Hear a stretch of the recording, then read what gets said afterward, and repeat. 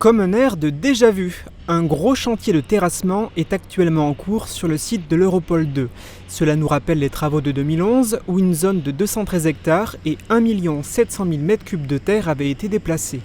Aujourd'hui, le chantier est moins important, mais quand même, puisqu'entre 800 et 900 000 m3 de terre sont déblayés ou remblayés, soit entre 15 et 20 000 m3 jour. Débuté fin juin, ce chantier doit s'achever mi-octobre. Les délais étaient très courts, donc c'est pour ça qu'on a mis de gros moyens pour pouvoir respecter ces délais. Heureusement, la météo est globalement favorable, le terrain est souvent sec, permettant ainsi aux imposants véhicules de circuler.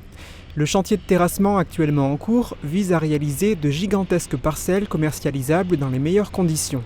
Aujourd'hui, les projets économiques ont besoin d'espace pour s'implanter.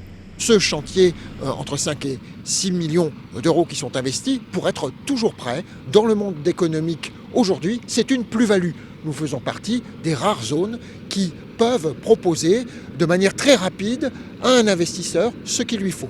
La plus grande parcelle s'étend sur 32 hectares environ, la plus petite, située de l'autre côté de la route, de 14 à 15 hectares. La plus grande peut accueillir demain le projet que vous évoquiez, donc le projet REC, pour lequel nous n'avons pas aujourd'hui de décision définitive, mais les démarches sont bien avancées, donc nous sommes optimistes sur ce point-là.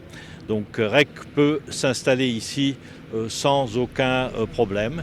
REC, c'est une usine de fabrication de panneaux photovoltaïques. Si REC venait sur le territoire, eh bien évidemment on est à plus de 1000 emplois, on parle de 1600 si les renseignements donnés sont exacts.